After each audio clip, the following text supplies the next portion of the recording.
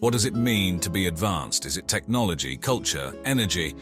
What if I told you there's a scale that could measure the advancement of an entire civilization based on energy consumption? More intriguingly, what if humanity were a Type 1 civilization? Buckle up, because we're about to explore an electrifying concept. The Kardashev scale was born in the mind of Russian astrophysicist Nikolai Kardashev in 1964. But why did he create it? He was exploring the idea of civilizations beyond Earth, and he wanted a way to categorize them based on something fundamental: energy consumption. The scale is broken down into several types, ranging from Type 0 to Type 3, with hypothetical types extending even further. Type 0 is a civilization that harnesses a fraction of its planet's energy. That's us, currently around 0.72, still relying on fossil fuels and fragmented in our energy approach. Type 1, mastery over all of the planet's energy resources. A true planetary civilization. Type 2, control over an entire star's energy, such as our Sun. Type 3, control over an entire galaxy's energy. A civilization of this magnitude would be almost godlike in its capabilities. Hypothetical types.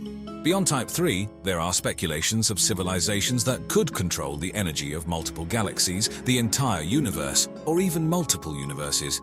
Why use energy as the measurement? Well, energy is the currency of the universe. It fuels life, powers technology, and enables growth. The more energy a civilization can control, the more advanced it becomes. The Kardashev scale is not just a scientific tool, it's also a philosophical concept. It has influenced science fiction, futurism, and our understanding of what's possible. We, humans, are in the infancy of this cosmic scale. At approximately 0.72, we've begun to harness our planet's resources but have a long way to go. The path to Type 1 would mean a complete transformation of how we generate, distribute, and consume energy. The Kardashev scale doesn't just measure energy, it reflects our aspirations, our potential, and our place in the cosmos. It's a roadmap to what we could become, a challenge to grow, and an invitation to dream bigger. And as we explore this hypothetical path to Type 1, we'll uncover questions about technology, ethics, society, and ourselves. The very definition of a Type 1 civilization centers around total mastery over all the energy resources of its home planet. It's an idea that's both exciting and awe-inspiring. But what does it mean in practical terms? In a Type 1 civilization, energy would no longer be a scarce resource. Every form of energy, from solar and wind to geothermal and hydroelectric, would be fully harnessed. Imagine solar panels not just on rooftops but in massive solar farms, wind turbines not just on hills but floating in the sky, geothermal plants tapping into the very heat of the Earth's core. This civilization would operate with 100% renewable energy, leaving no waste, no pollution, and no resource unutilized. A Type 1 civilization would have the ability to manipulate weather patterns at will. Droughts, floods, hurricanes. These natural phenomena could be controlled or even prevented. The power to create rain in arid regions or divert storms away from populated areas would be a remarkable demonstration of humanity's mastery over nature. This control would have profound implications for agriculture, urban planning, and the overall stability of our ecosystem. To reach Type 1, humanity would likely need to transcend national borders and conflicting interests. It would require a level of global cooperation and unity unprecedented in human history. Think of a world where political boundaries are blurred, where global policies govern energy usage, and where humans work together to manage and distribute resources fairly. The sense of identity would shift from nationality to a shared human experience, a planetary citizenship. The infrastructure of a Type 1 civilization would be astonishingly advanced. Cities would be designed with total energy efficiency in mind, integrated with transportation systems that use clean energy, and built with materials that minimize waste. Imagine cities where buildings generate their energy, where roads charge electric cars as they drive, where waste is a thing of the past. Urban landscapes would be harmonized with nature, not in conflict with it. Lastly, achieving Type 1 status would likely transform our relationship with the natural world. Rather than exploiting nature, we would learn to coexist with it, managing it without destroying it. We would become stewards of our planet, protectors of the delicate balance that sustains life. In essence, reaching Type 1 would not just be an advancement in technology, but a profound evolution in our values, ethics, and vision for humanity's future. A Type 1 civilization is not just about harnessing the energy of an entire planet, it's about the incredible technological advancements that such energy mastery would enable.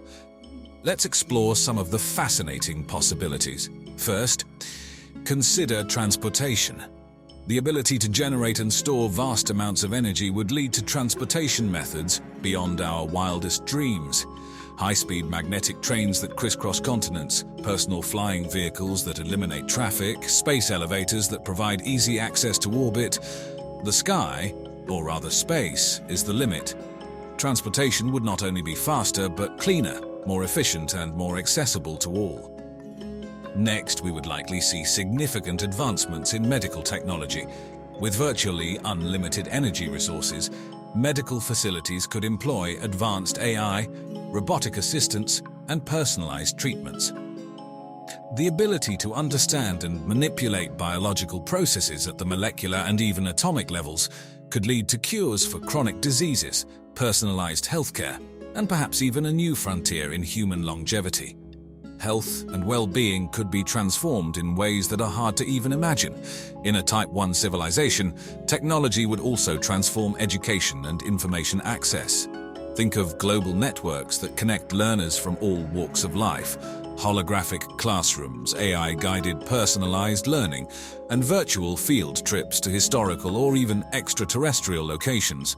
Education would become an immersive and universal experience, breaking down barriers and fostering global understanding. Moreover, the buildings and cities themselves would be marvels of technology.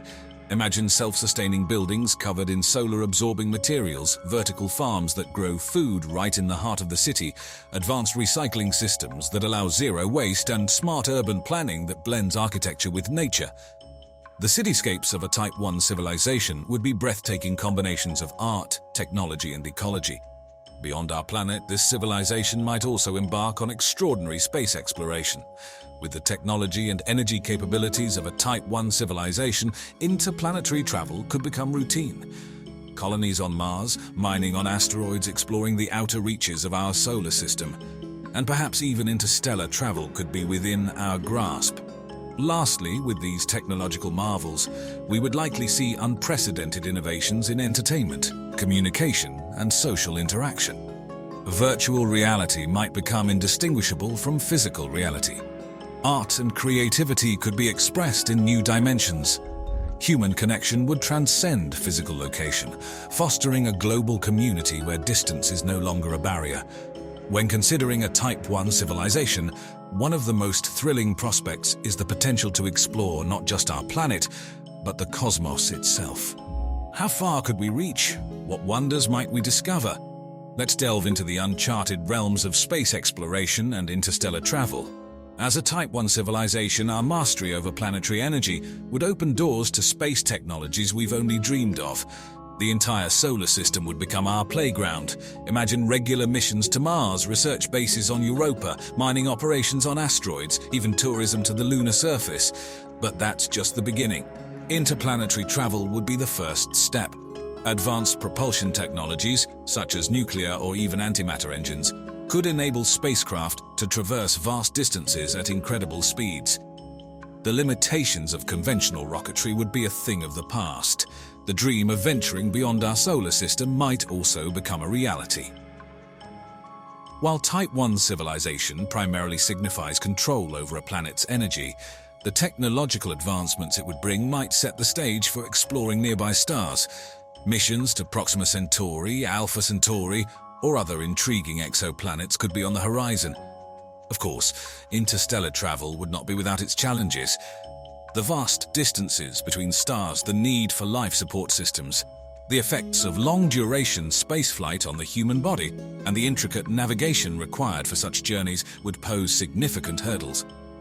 However, the innovative spirit of a Type 1 civilization might well rise to these challenges, developing novel solutions such as generational spaceships, hibernation technologies, or even the theoretical concept of warp drives. Scientific discovery would flourish as well. Telescopes could become so advanced that we'd see planets orbiting distant stars in remarkable detail. Robotic probes could be sent to the furthest reaches of our galaxy. The search for extraterrestrial life would be intensified, driven by new technologies and an insatiable curiosity. Moreover, space travel would likely become an integral part of human culture and identity. The shared experience of exploring the cosmos, learning about our place in the universe, and reaching for stars would unite us as a species. It would redefine what it means to be human. The possibilities for space exploration and interstellar travel in a Type 1 civilization are boundless and breathtaking.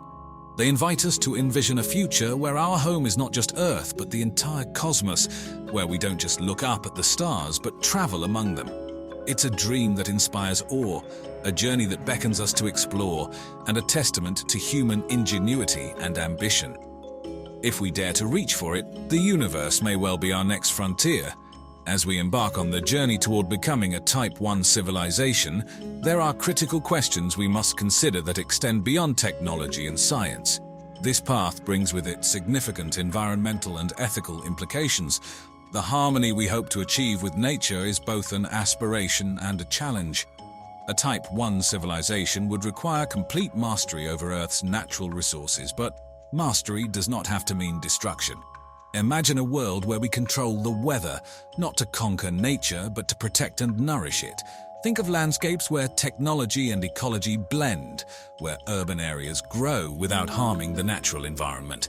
The environmental stewardship of a Type 1 civilization would mean understanding our ecosystem as never before, nurturing it and working with it rather than against it.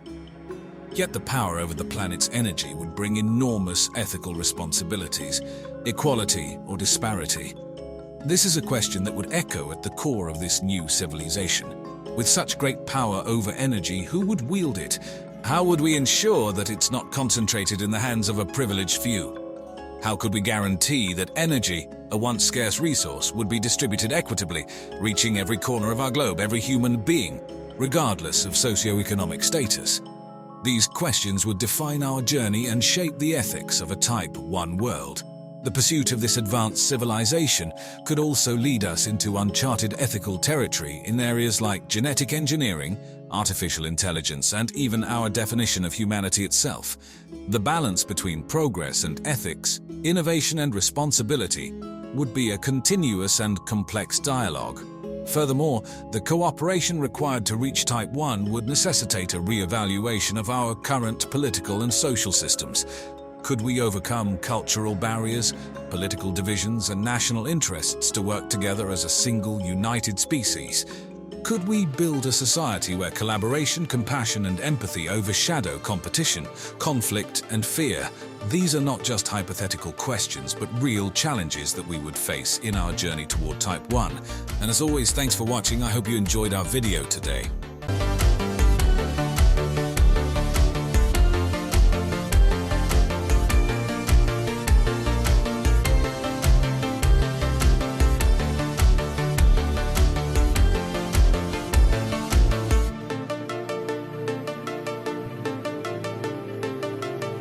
Imagine just for a moment the world going quiet. No buzz of electricity in the walls, no hum of computers or devices, not even the reliable light from a simple bulb. What if, with a sudden jarring shock, all electronics on Earth abruptly stopped functioning? It's an event called a global shutdown, an idea that might sound like it's ripped straight from the pages of a dystopian novel. But in actuality, it's a conceivable reality. A global shutdown isn't about a temporary power outage or a localized incident. Instead, it's a scenario where the intricate web of electronics that blankets our planet, an infrastructure that drives our communication, transportation, healthcare, and economy, grinds to an indefinite halt. We're talking about an event so massive and all-encompassing that it could affect everything from the phone in your hand to the International Space Station orbiting above us. This would plunge us into an era that could resemble the pre-electricity days. Suddenly, we're living in a world that's no longer shrinking because of our ability to travel swiftly or communicate instantaneously across great distances. Instead, the planet becomes a vast, intimidating wilderness again. How could this happen? What could cause such a staggering blow to our technologically tethered civilization?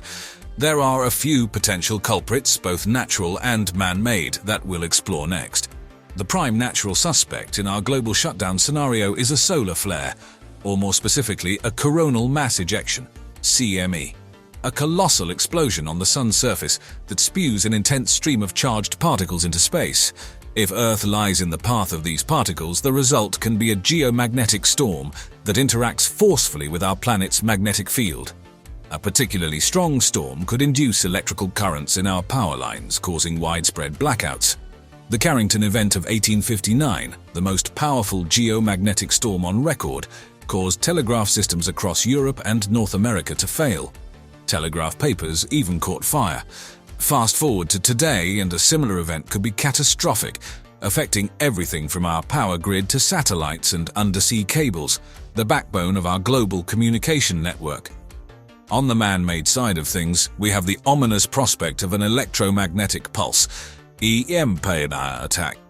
An EMP can be generated by detonating a nuclear weapon at a high altitude, which releases a burst of gamma radiation. This radiation knocks loose a horde of high-energy electrons that, moving near the speed of light, generate a powerful electromagnetic field as they're deflected by Earth's magnetic field. This sudden field shift can induce damaging current and voltage surges in electrical and electronic systems, potentially causing a massive continent-wide blackout. Both these scenarios, a powerful solar flare or a strategically deployed EMP, could cause the intricate electronic web our modern world relies on to unravel rapidly, plunging us into a new era of uncertainty and challenge. But what would this new era look like? Let's explore this in the next segment. As we have seen, the shutdown of all electronics is a scenario that can have several causes.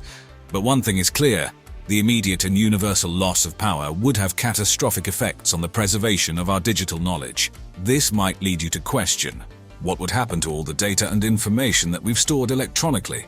The first thing to understand is that the bulk of our digital knowledge, ranging from governmental databases to personal photos, is stored in two main formats: volatile and non-volatile storage. Volatile storage, like the RAM in your computer, requires a constant power source to maintain the information it holds. As soon as the power is cut, the data vanishes. However, non-volatile storage, such as your hard drive or flash drive, retains data even when powered off. So in a sudden universal power loss, any data in volatile storage would be instantly lost. But the integrity of data in non-volatile storage would still be at risk over the long term. Without climate-controlled environments provided by modern infrastructure, sensitive electronic components can degrade, potentially rendering data unreadable. Moreover, even if the physical storage media survive, the machines required to read this data would also need to be re-engineered, a colossal challenge in a post-electronic world. To compound the issue, even the non-digital information would be at risk. The shutdown of power would affect not just the devices we use for work, communication, and leisure, but also the systems that protect our libraries and archives. Without modern climate control systems, these repositories of knowledge would be susceptible to damage from humidity, temperature fluctuations, and pests. Overall, the loss of electronics would thrust us into a new dark age, not merely through the loss of convenience and connection, but through the irreplaceable loss of knowledge. This prompts us to ask, how would we rebuild our technology and our society? Let's explore this in the next segment. The loss of all electronics would plunge humanity into a new era, one where the knowledge and advancements we've worked centuries to achieve could be erased in an instant. We've grown so reliant on technology that we'd almost have to start from scratch, but how would we even begin to rebuild our technological world? First, we need to consider that while our knowledge of technology may be vast, the practical know-how is distributed and specialized. Few individuals have a comprehensive understanding of how to build an electronic device from scratch, let alone the complex machinery and infrastructure that underpins our technological civilization. The ability to mine and refine raw materials, to manufacture components, and to assemble and program a final product are all specialized skills spread across countless individuals and organizations. With the loss of all electronics, we'd be without the industrial and informational infrastructure that makes such distributed cooperation possible. Consequently, rebuilding would likely begin with simpler, more robust technologies. Think steam power, mechanical computing, and the telegraph. These technologies, less susceptible to an EMP or solar flare and simpler to manufacture, could serve as stepping stones toward higher technology. Recovering our current level of technology would likely take decades, if not centuries, and would depend heavily on maintaining social stability and literacy in the interim. It's important to note that this process would not be simply a replay of the Industrial Revolution. We'd be doing this with a fragmented understanding of a technological endpoint, and in a world stripped of easily accessible natural resources by prior industrial activity. The challenge then wouldn't just be how to rebuild, but how to rebuild sustainably. The path to reclaiming our electronic heritage would be a difficult one, full of obstacles and setbacks. Yet it's also an intriguing thought experiment. It makes us question our reliance on complex, fragile technology, and prompts us to consider how we could better safeguard our knowledge for future generations. In the next segment, we'll look at the potential social consequences of such a universal technological shutdown. Buckle up, because it's going to be a wild ride. With the shutdown of all electronics, our societal structure would face massive upheaval. We live in a highly interconnected world where information, goods, and services flow across the globe in mere seconds. But strip that away and we're left with a society much more localized, much more immediate. The effects would be profound and far-reaching. Imagine it. The world's cities, once bustling with technology and human activity, plunged into silence and darkness. Traffic lights stop functioning, causing gridlock on the roads. Public transportation grinds to a halt. Skyscrapers, once brilliant with light, stand dark and abandoned. Supermarkets, reliant on electronic systems for inventory and refrigeration, quickly exhaust their supplies. Our reliance on digital communication would hit us hard. No more internet, no more social media, no more instant communication across the globe. Families and friends would be cut off, possibly without knowing the fate of their loved ones. Governments would struggle to maintain control, their command and control structures paralyzed. In this vacuum, smaller, localized groups could take power. These groups could be benign or malign, but without a unifying authority, conflict would likely arise. That's not to say there wouldn't be benefits. In the wake of such a cataclysm, we'd likely see a return to more communal living, with local resources and skills becoming incredibly valuable. The experience could unite communities in a shared struggle, fostering cooperation and empathy. Education, too, would take on new importance. With our digital repositories of knowledge lost, each piece of information, each skill, each story becomes invaluable. In this sense, every person becomes a living library, their knowledge a lifeline to the past and a beacon for the future. It's a sobering scenario, but it's essential to remember that this is just a hypothetical situation. However, it serves as a stark reminder of our reliance on technology and the fragility of our digital society. In the next and final segment, we'll explore the steps we could take to mitigate the risk of such a cataclysm. Stay tuned. It's time to consider our technological future. So what could our future look like if all electronics were to shut off, plunging us into a world without the technological conveniences we've become so accustomed to? It's difficult to predict precisely, but we can make some educated guesses based on human history and our understanding of societal dynamics. In the immediate aftermath, there would certainly be confusion and panic. Our world is so deeply intertwined with technology that such a massive shift would be disorienting, to say the least. Food and water distribution would likely be a significant initial concern. With no power for refrigeration or to run machinery, our current food distribution system would fall apart. However, we as a species have shown ourselves to be remarkably adaptable. Over time, we'd likely see the re-emergence of older technologies and techniques. Picture candlelit homes, horse-drawn carriages, windmills and water wheels. Communities would need to become more self-sufficient, leading to a resurgence in local farming and other traditional methods of food production and distribution. Communications would revert to pre-digital methods. Physical mail, runners, semaphores, and maybe even pigeon post would make a comeback. Without GPS, old-school navigation techniques would need to be dusted off. Expect to see a rise in the use of maps, compasses, and maybe even sextants. In terms of rebuilding technology, a complete shutdown wouldn't erase our collective knowledge. Those with the skills and knowledge to rebuild would become invaluable. Mechanics, engineers, scientists, builders, these professions would be crucial in helping society regain some semblance of technological normality. The rate of this progress would depend on the availability of resources and the level of organization in these post-electronic societies.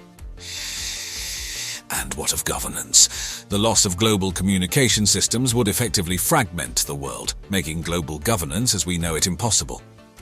Smaller, more localized governments would likely spring up, with power structures based on immediate needs and the abilities of individuals within the community. In essence, the world after an electronic shutdown would be radically different. The pace of life would slow, and the world would become a much bigger place. It's a scenario that requires us to rethink our relationship with technology, recognize our dependencies, and perhaps consider how we might better prepare for such an eventuality. But for now, we are left to ponder. What if?